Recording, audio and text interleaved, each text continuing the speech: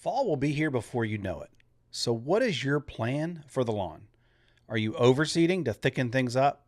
Or are you laying down pre-emergent to block out those weeds? Which one should you do? And what happens if you pick the wrong one? Let's break it down and figure out the best move for your lawn this fall. Welcome to the Lawns and Life podcast, where DIYers go to get the tips and advice they need to have a great looking lawn. Well, hey there, lawn lovers. Welcome back to another exciting episode of the Lawns and Life podcast, where we dive deep into the world of DIY lawn care. Whether you're just starting out or a seasoned veteran looking to polish your skills, we have got something for everyone. In each episode, I break down simple, easy to understand topics that will empower you to achieve your dream lawn. My name is Devin. I'm the DIY lawn coach, and thank you so much for coming back for yet another week. What is going on, guys? Hope you're doing well. Thank you so much for giving me a listen. I really do appreciate it. I hope you guys are doing well. I hope you had a great week.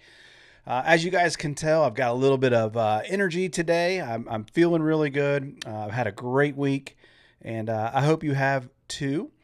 It's just, I'm just really excited to talk about this week's podcast. We've got a really good one planned for you, and I hope it helps you, right? Like that's the whole thing behind this. So what I want to talk about is, I know fall seems like it's a long way away, but it's not. And in today's podcast, I want to talk about seeding or pre-emergent, because you can't do both. And so I really want you guys to go ahead and start thinking about what your plan is. And I want to talk about maybe which one is right for you. What leans into, what decision do you have to make? What influences your decision? And that's what I want to talk about this week. So as we always do before we go into the meat of the podcast, let's do this week's mindful moment. It can be hard to slow down and notice things in a busy world. Mindful moments is where we pause for a moment to reflect on the here and now. After all, life is happening now. We simply need to take time to notice. These small yet profound experiences remind us that life is not about the destination, but the journey we take to get there.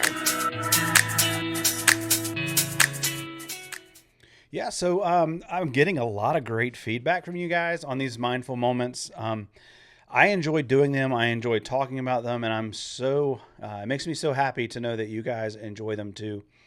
We go a little, again, for those of you that are new to the podcast, the reason why we do these mindful moments is just because we want to take a second and be mindful about what we're doing and kind of what's going on in our lives.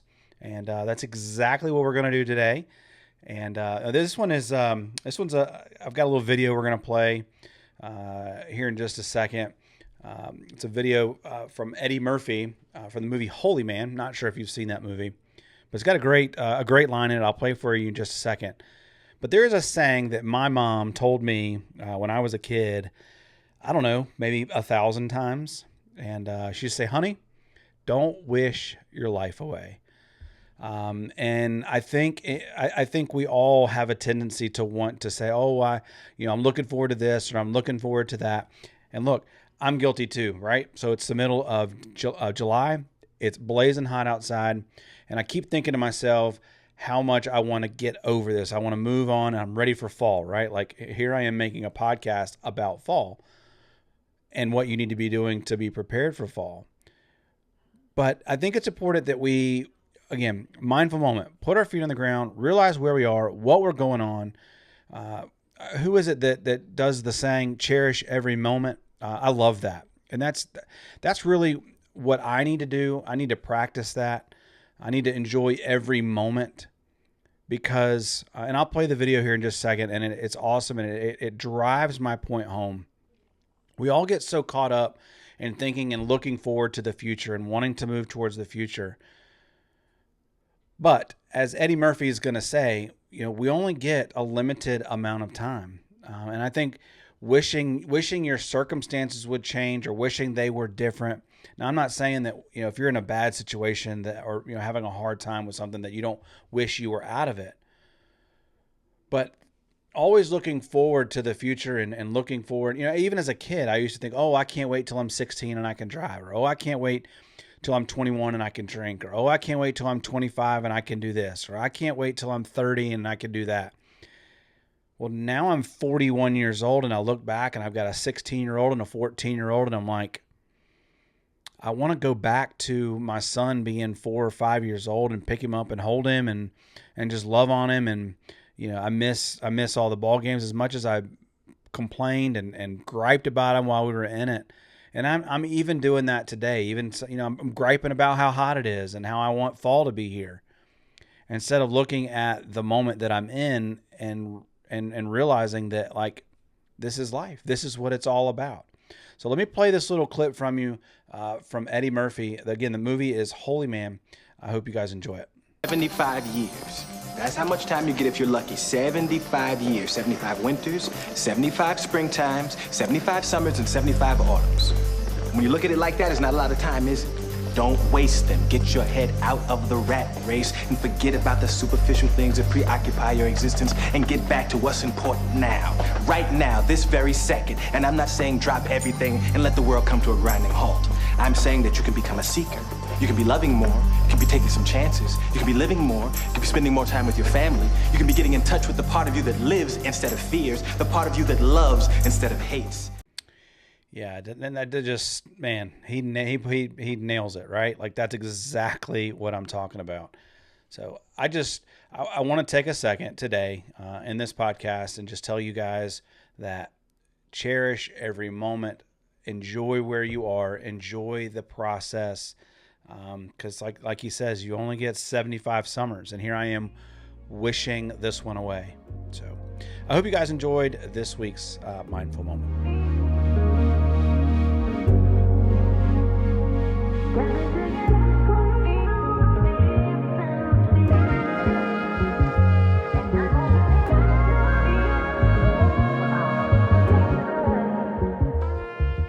All right, so before we get in to the meat of the podcast, I do want to mention that I am going to sponsor today's video, and really kind of shameless plug my lawn plans. I want to let you guys know that I have lawn plans for sale.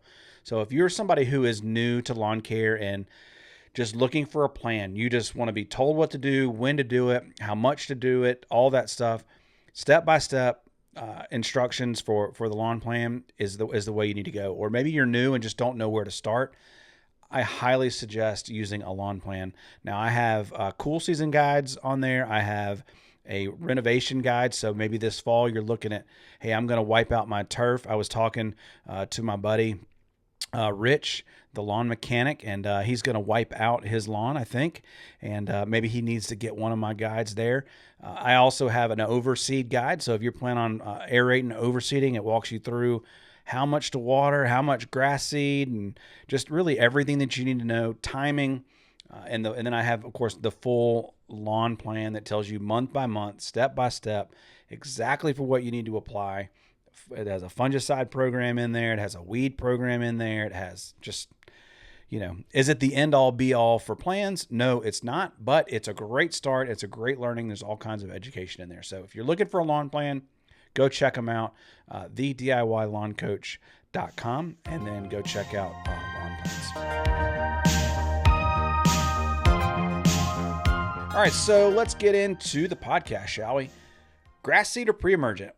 So let's start off by just let me tell you guys something that maybe you already know, and that is you cannot put down grass seed and pre-emergent at the same time. Now, I see a lot of guys out there on YouTube and in the comment section and a lot of the forums that I check out where guys are trying to put down pre-emergent and get down their grass seed, and they feel like they can do both. I highly advise against that. You need to pick. Are you going to put down grass seed, or are you going to put down pre-emergent? Are you going to play offense, or are you going to play defense? Who's the defensive player that plays for the Jaguars that they drafted? Like, he can play offense and defense. Well, he's only one of one in the NFL that can do that. And your lawn is the same way. So you can't do both because a pre-emergent will stop the germination of your grass seed. And so the idea with a pre-emergent is that we want to get it down at the right time to prevent weeds. And we want to do it in such a way that that would also prevent your grass seed from germinating. Because it really comes down to soil temperatures. Grass seed needs enough heat in the ground to germinate, and the weeds will be germinating as well. Most notably, we're talking about Poa annua. So let's talk about so here we are. It is the middle end of July, okay? Now, a lot of you throughout the country, we've all been getting a bunch of rain. And our lawns have it's been very hot, but they have actually survived much of the summer. Maybe you've lost some of your turf to fungus, or maybe, you lost it for other reasons. You had a project in the lawn, or you had a roofing project and they destroyed your lawn, or the city came by and tore up your lawn or whatever. You're going to be putting down grass seed. Otherwise, you're going to be putting down pre-emergent. That's probably the boat that I'm going to be in this year. Okay. So how do I know which one is right for me? Well, let's start off with the pre-emergent route. I would say that this is probably going to be roughly 10, 15, 20% of you out there that are listening are going to go the pre-emergent route for cool season lawns.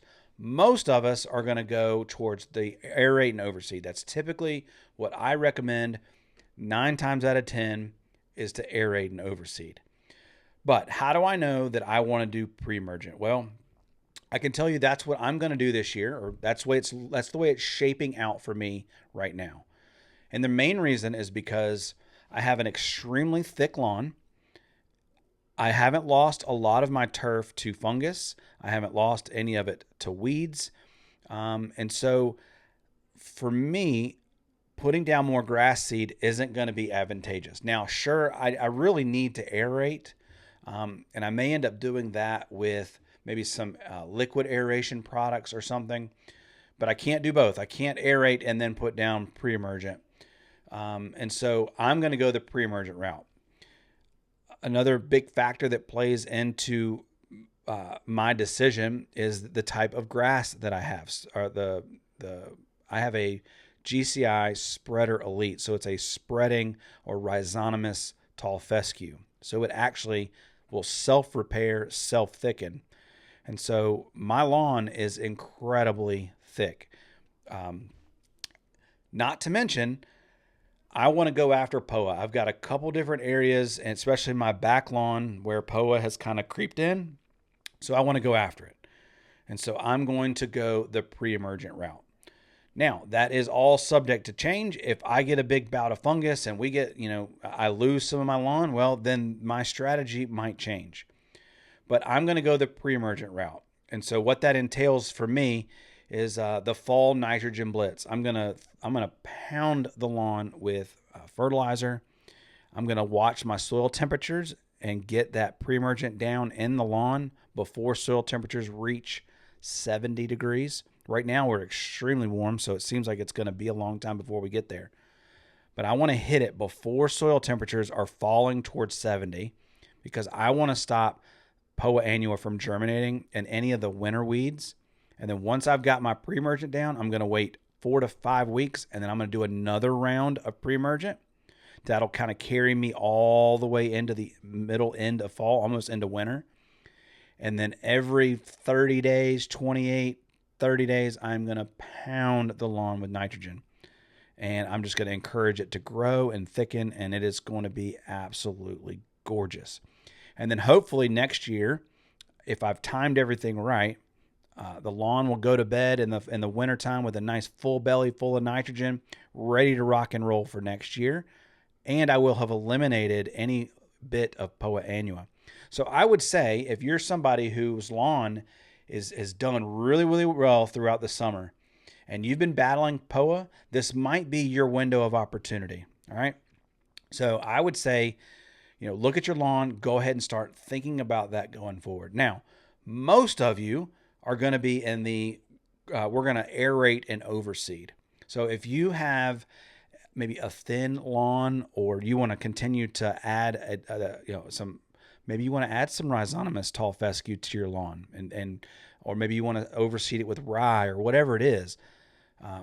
Adding grass seed is beneficial for so many reasons. And the number one reason is we're trying to thicken that lawn up. Now, we're going to pound it with nitrogen just the same, but we're going to be pushed back a little bit because we have to wait 6-8 weeks to give that new grass an opportunity to come up. But if you had damage from fungus, or you had maybe a renovation project, like I talked about, maybe you had some damage, maybe you're going to renovate your lawn entirely, you would obviously be putting down grass seed. I do want to say about this whole process, choosing pre-emergent or grass seed. You can split this up. Like, you can do the front lawn one way and the back lawn or the side lawn a different way. I've had good success doing that as well. So it doesn't have to be all or nothing, but whatever you choose, you have to do one or the other in that area of the lawn. So if you're going to put down grass seed, we want to really thicken things up. Timing is everything. So, what I would suggest you do is start watching the weather, depending on where you live. And we want again, I say this a lot in a lot of my videos. Weather dictates everything that we're doing. It's not the calendar. I know it's the middle of July, but if I say, hey, we start seeding in September, but it's still 90 degrees outside, guess what? I'm not putting down grass seed because it doesn't matter that it's September. The weather isn't conducive to growing grass seed, right? So we're not going to do it. So pay attention to the weather and let the weather tell you what the timing is. And keep an eye on your 14 to 21 day outlook.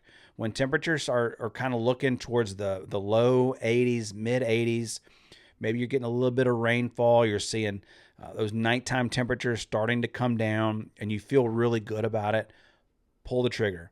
And that's really why we're talking about this today and not waiting until the moment. Because we have to have a plan. We have to go ahead and source our grass seed. We have to go ahead and source our fertilizer. If you're going to put down, depending on, if you're going to put down mesotrione, you need to go ahead and get all your stuff together, right? Let's get prepared so that when it does happen, we're ready to go. We've already made an informed decision about what we're doing. Temperatures, again, like I said, mid to low 80s. At nighttime temperatures, you'll see the humidity start to drop, and you're going to put down your grass seed. I do want to say, if you are going to do grass seed, the best piece of advice that I can give you is buy quality grass seed. I'm a chef. We chefs, if you want a nice meal, you have to start off with quality ingredients. And if you want a nice lawn, you have to have really nice looking grass seed. So again, just to kind of summarize, most of you are going to be the aeration and overseed. A few of you, maybe a little bit more than normal this year, just because of the weather pattern that we've had, are going to fall into the pre-emergent.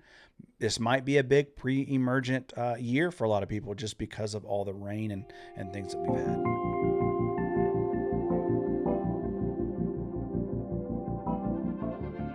All right, guys, so that just about wraps it up. Hope you enjoyed the podcast. If you've got a question, or just want to say, hey, I'm in this situation, I don't know what to do, leave me a comment down below. Always send me an email. I do want to invite you guys join my private Facebook group, the DIY Lawn Coach group on Facebook. Obviously, make sure you answer the questions and agree to the rules. Again, I talked about that in the podcast before. I want to have you guys, but I want to keep out the bots, so make sure you're doing that. It's a great resource as well. In case I can't get to you as quickly, there's a lot of guys in there that have a ton of knowledge that would love to help you out. And look, let's celebrate, man. We as fall is quickly approaching, or you say you've got a question, you want to post a picture of your lawn and say, hey, what would you do in this situation? And you just want to get some advice. That's what the group is for. So hope you guys have a fantastic week. Thank you so much for coming back and listening to the podcast. I cannot wait to see you guys next week. My name is Devin. I'm the DIY Lawn Coach.